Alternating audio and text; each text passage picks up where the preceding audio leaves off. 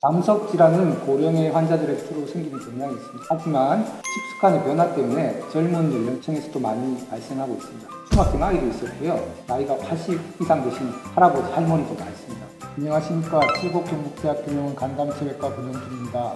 안녕하십니까. 소화기내과의 이동욱입니다. 반갑습니다. 요즘 식생활 습관이 서구화되고 또 생활 패턴이 변하고 또 인구들이 고령화되면서 담석의 발생률이 많이 증가하고 있습니다. 또한 최근에 건강검진도 활발하게 받음으로 인해서 우연히 담석이 발견되는 경우도 많다고 합니다. 그래서 오늘은 담석에 대해서 한번 알아보도록 하겠습니다.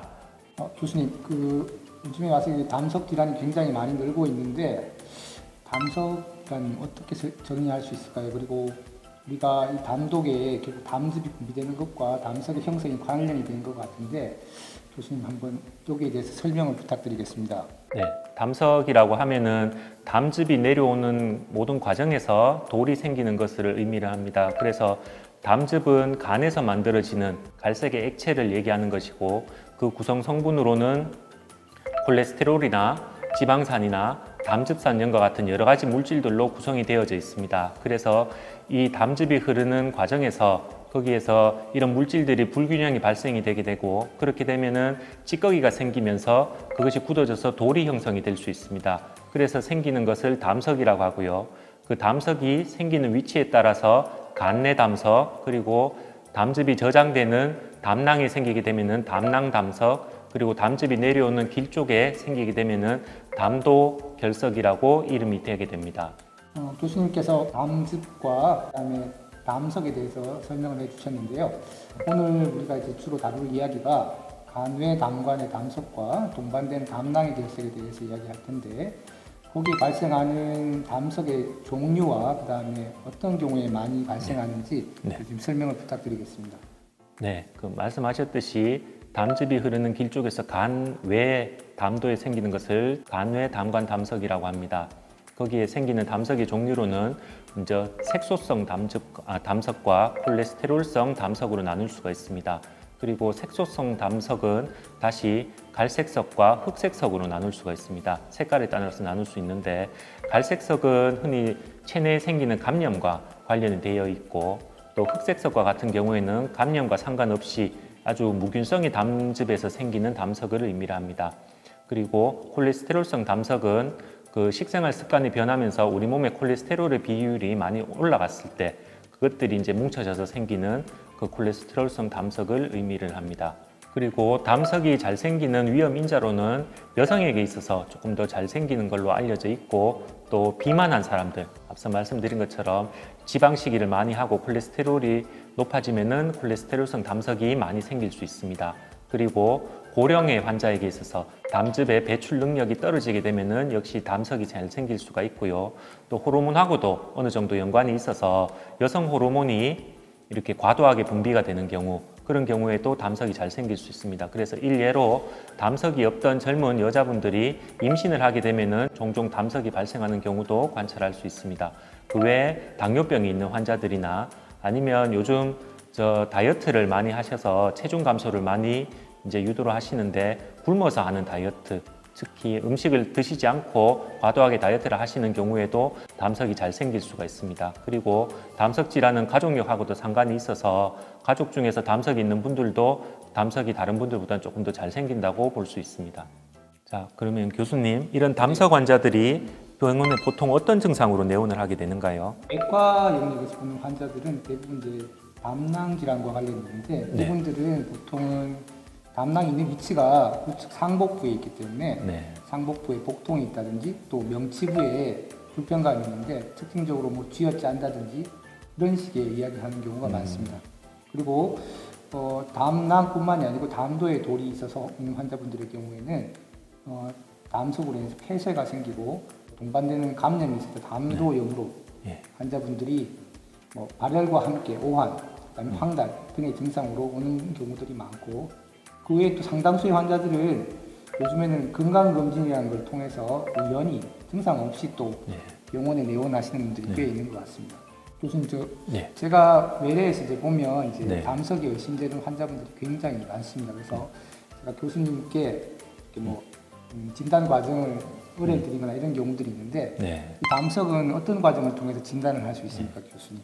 담석을 진단하기 위해서는 먼저 혈액 검사와 영상의학 검사를 할 수 있습니다. 혈액 검사를 하는 이유는 앞서 권영준 교수님이 말씀하셨듯이 담석으로 인해서 담즙이 잘 못 흘러내리는 담도 폐쇄 증상이 있는지 없는지를 혈액 검사를 통해서 알 수 있고, 만약에 폐쇄 증상이 있다면 혈액 검사에서 간 수치라든가 황달 수치가 같이 올라갈 수 있습니다. 그리고 염증이 동반되어 있다면 백혈구 수치나 여러 가지 염증에 관련된 수치들이 올라갈 수 있겠습니다. 그리고 영상 검사로는 크게 가장 손쉽게 할 수 있는 복부 초음파 검사가 있습니다.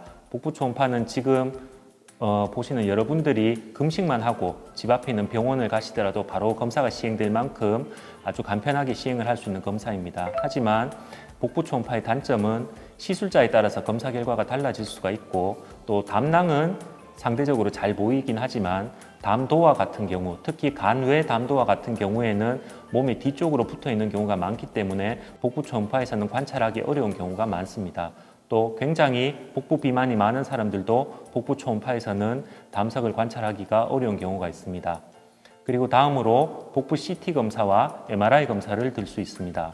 복부 CT나 MRI는 한 번씩 찍어보신 분들이 있겠지만 누워서 찍는 검사이고, 이것은 우리 몸의 단면을 보여주기 때문에 상당히 정확하게 검사를 할 수 있습니다. 특히 담석으로 인해서 발견이 되는 여러 가지 합병증들, 예를 들어서 췌장염과 같은 것들도 이런 검사들을 통해서 확인을 할 수가 있습니다. 대신 CT와 같은 경우는 잘 아시겠지만 엑스레이를 수백 장 찍어서 컴퓨터로 합성을 했는 것이기 때문에 방사선 노출에 대한 위험성이 있을 수 있습니다. 그리고 조영제라는 약을 쓰는 경우에는 조영제 때문에 콩팥이라든가 조영제로 인한 알레르기 반응 때문에 몸에 무리를 주는 경우가 간혹 가다가 볼 수 있습니다. 그리고 CT에서 보이지 않는 담석이 존재를 하게 되는데, 앞서 말씀드린 콜레스테롤성 담석과 같은 경우에는 CT에서 잘 보이지 않는 경우가 있습니다. 이런 경우에는 이제 다른 MRI 검사나 이런 걸로 담석을 확인을 할 수가 있습니다. 하지만 MRI 검사가 담석을 좀 더 잘 발견한다고 그래서 손쉽게 할 수 있는 검사는 아닌 게, MRI는 CT와는 다르게 검사 시간이 굉장히 깁니다. 30분에서 40분 정도 걸리고, 또 숨을 참아야 되는 과정이 있기 때문에 환자가 협조가 되지 않으면 정확한 영상을 얻기 힘들다는 단점이 있습니다. 그리고 최근에 많이 시행하는 검사인 초음파 내시경 검사가 있습니다. 초음파 내시경은 말 그대로 내시경 끝에 초음파가 달려있는 검사입니다. 그래서 내시경 하듯이 입을 통해서 우리 위장관으로 내시경을 넣고, 거기에서 담석이 의심되는 가장 가까운 부위에서 초음파를 쏘게 되면은 그쪽에 해당 부분에 담석이 있는지 없는지를 정확하게 알 수가 있습니다. 그래서 앞서 복부 초음파에서 관찰하기 어려웠던 간외 담관에 있는 담석도 정확하게 발견을 할 수가 있습니다. 하지만 아직까지는 우리나라 국내 보험법상 초음파 내시경이 보험이 되지 않고 또 수면 내시경을 해야 된다는 이런 단점 때문에 손쉽게 시행할 수는 없는 검사로 알려져 있습니다. 교수님, 저는 담낭을 주로 수술하는 외과 의사입니다. 그래서 네. 상당수의 환자분들이 담도 결석이 동반되어 있고, 그래서 내과적으로 담도 결석에 대한 치료를 먼저 하시고 저희 외과에 오는 경우들이 있는데, 그럼 담도 결석에 대한 내과적인 치료는 어떤 것이 있겠습니까? 먼저 내과적으로 담석을 치료하는 방법으로는 담석을 제거하는 내시경 역행성 담췌관 조영술 및 담석 제거술이라는 시술 방법이 있겠습니다.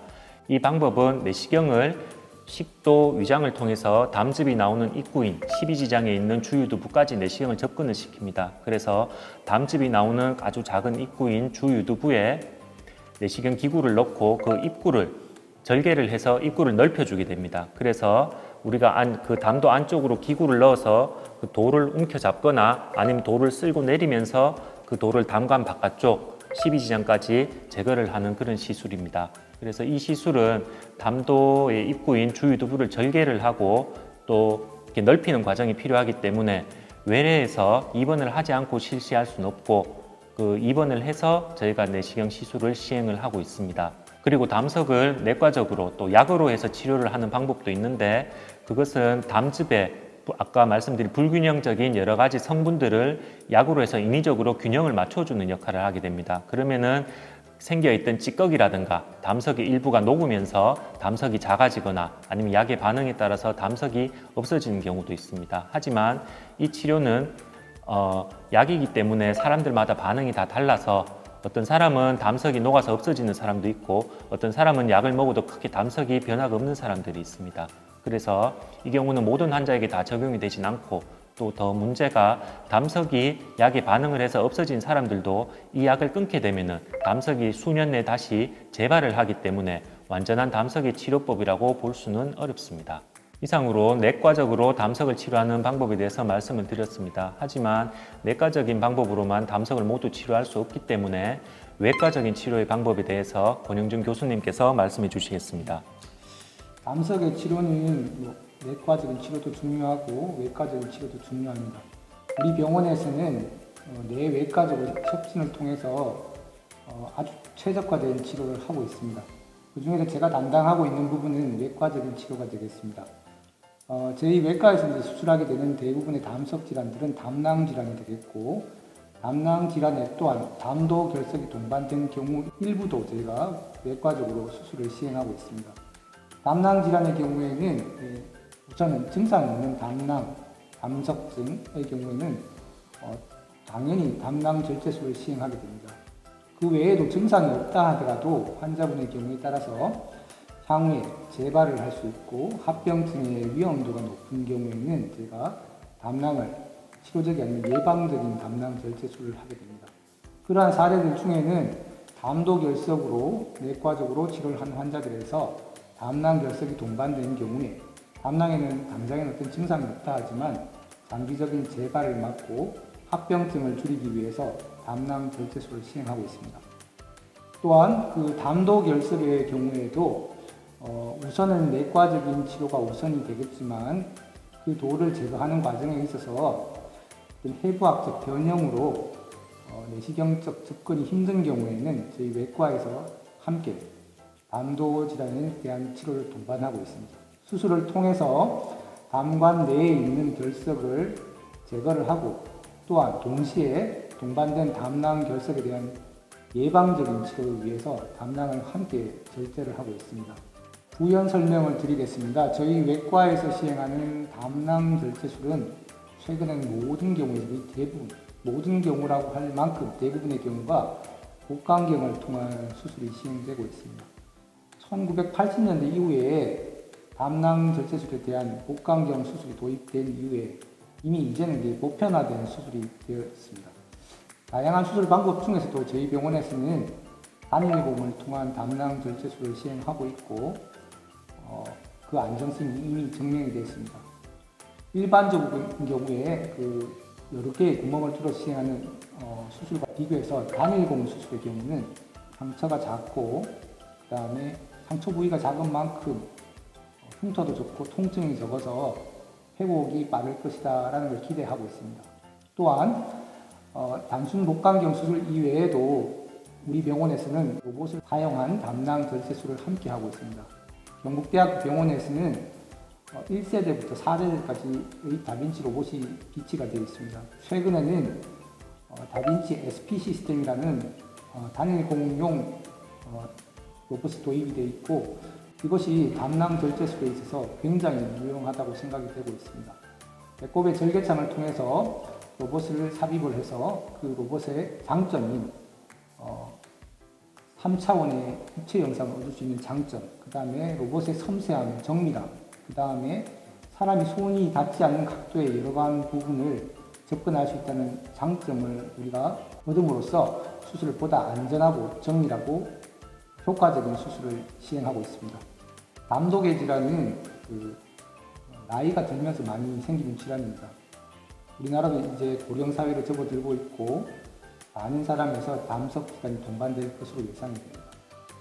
또한 이게 나이 든 사람한테만 생긴다고 생각하는데 청소년에게 생기는 경향이 있습니다.